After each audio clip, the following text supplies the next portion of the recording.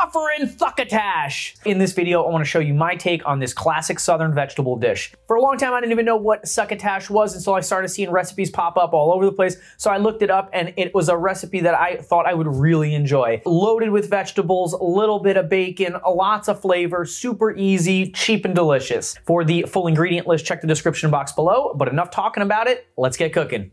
One of the main reasons I was drawn to make this recipe was the amount of different kinds of vegetables in it. I love vegetable dishes that have a variety of different vegetables in them, and they all come together for beautiful, harmonious vegetable goodness.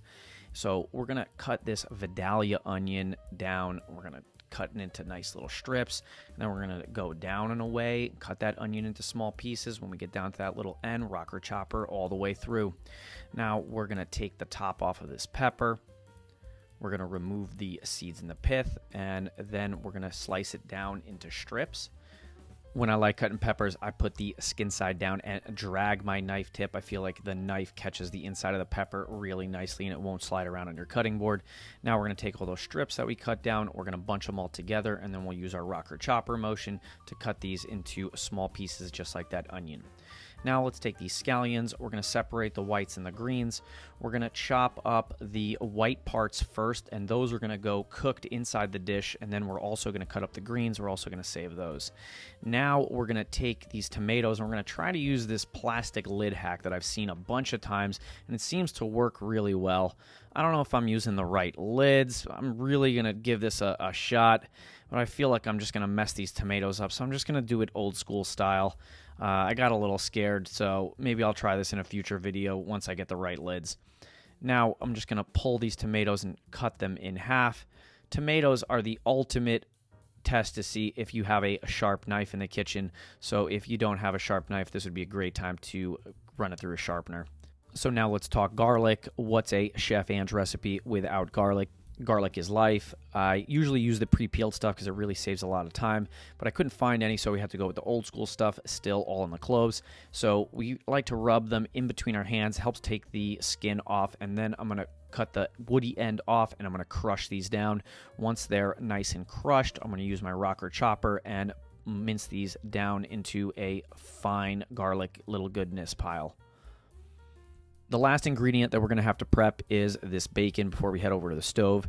I like to keep my bacon frozen, especially the bacon that I like to use inside recipes like this, where we're going to cut it up and we're going to cook it down. It cuts so much better when it's a little frozen, so I pull it out of the freezer just a few minutes before, and now I can take it, I can slice it into strips and do the same thing that we did with the pepper, rocker chopper all the way down, just a little slower because it's a little harder and still a little frozen. But we're going to heat this cast iron pan over a medium heat, and we're going to start to defrost and render the fat out of this bacon. You can throw the bacon right in the pan, frozen with no oil. As soon as that bacon starts to heat up, it's going to start to render the fat into the pan. One of the best parts about bacon is that it comes complete, packed with its own cooking oil. So once that gets nice and crispy, we're going to continue to move it around the pan. We're going to remove it with a slotted spoon, so we're going to leave the bacon grease inside the pan. At this point, if you want to worry about making this a little healthier, maybe you could drain the bacon grease and put in olive oil. I'm just keeping in the bacon grease. I think it's a better fat to cook, and I want to stay true to the original Southern recipe. Southerners love their bacon fat. So we're going to take those onions, we're going to throw them in there, we're going to move them around until they soften up and take on a little bit of color. Once these onions have caramelized a little bit, we're going to throw in our chopped peppers, and we're going to do the same thing. We're going to move them around the pan, cook them down a little bit. They'll start to loosen up and start to cook down. Once those taken on the tiniest little bit of color, in goes that pile of garlic goodness. We're going to mix that around the pan. It's going to get beautifully fragrant inside the kitchen. Now we're going to put in some frozen okra. We don't have fresh okra here in New Jersey, so we're going to have to use the frozen stuff along with some frozen lima beans. I think one of the beauties of this recipe is that you can make it from a lot of frozen vegetables like this frozen corn, so that you don't need all these fresh vegetables on hand. A lot of the stuff we already have on hand, like the onions and the garlic. Now go in the scallion whites that we cut up. We're going to save the greens for some garnish at the end. Now I'm going to throw in some fresh thyme. I picked this right out of the garden, so I'm going to pull as many of the leaves off as I can and not try to put in the thicker stems. If any of those thicker stems end up in there, I can just pick them out by hand and just try to rip the leaves off. As I'm adding each ingredient, I'm mixing it around so it's cooking uniformly and all the flavors are coming together. Now we'll put in those cut cherry tomatoes. And now we'll season this with a little my base seasoning, which is a blend of garlic powder, onion powder, salt, and pepper. There's a link to the video recipe in the description. We're also going to season this with some smoked paprika and a little bit of some white wine vinegar for some acidity. The smoked paprika is going to give us a nice smoky flavor, a little red color, and the acidity from the vinegar is really going to make the flavors in here pop. Now we're going to do the left-handed butter toss so nobody sees. If you're trying to watch your cholesterol, maybe you don't put the butter in, but again, I'm trying to stay true to this Southern recipe dish. Southerners sure do love their butter. On go the scallion greens, and we'll mix those in. We don't want these to cook for very long. We want it to be a fresher element of all these cooked vegetables. Now we're going to sprinkle in some of that cooked bacon. We're going to save a little bit to put on top for presentation purposes. And this dish is good to go. One last thing that we're going to put on, I like to cut this all the way at the end because basil tends to bruise. We're going to take these fresh basil leaves that I also pulled out of the garden, and we're going to sprinkle this right on top. This is going to lend a really nice, unique, fresh flavor to the dish. A little bit more of that crumbled bacon. You can never have too much bacon.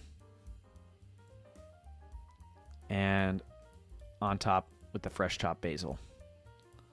A little bit more of those scallion greens. And now this dish is ready to hit the table. Look at the amazing colors. It smells absolutely delicious. This is a super duper vegetable dish. I can't believe this is the first time I'm going to have succotash. It smells unbelievable in here. I can't wait to try this. The colors in here look great. I really love vegetable dishes that just have like so many different vegetable components. This is going to be absolutely fantastic.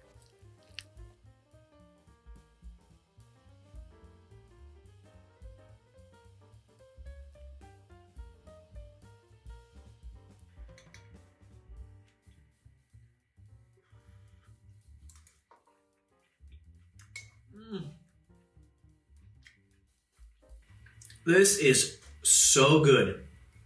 The contrast of the different vegetables tastes super delicious. It's really simple. All you Southerners have been eating this for a long time and keeping this a secret from all us Northerners. Now we know. So the secret is out. Succotash is good. Chef Ange will be making succotash again. I'm not sure what the crunchiness is. Is the crunchiness the okra? Yeah, the okra's got a little bit of a snap to it. This side dish will go amazing, whatever you got. You can make this in the winter time because most of this stuff was made out of frozen vegetables. You can make this in the summertime with fresh stuff. It'll probably be even better. I hope you liked this video as much as I like this succotash. If you want more vegetable salad recipes, check out my cowboy caviar. That is a really nice all vegetable dish, and my ratatouille. I'll see you there. Thanks.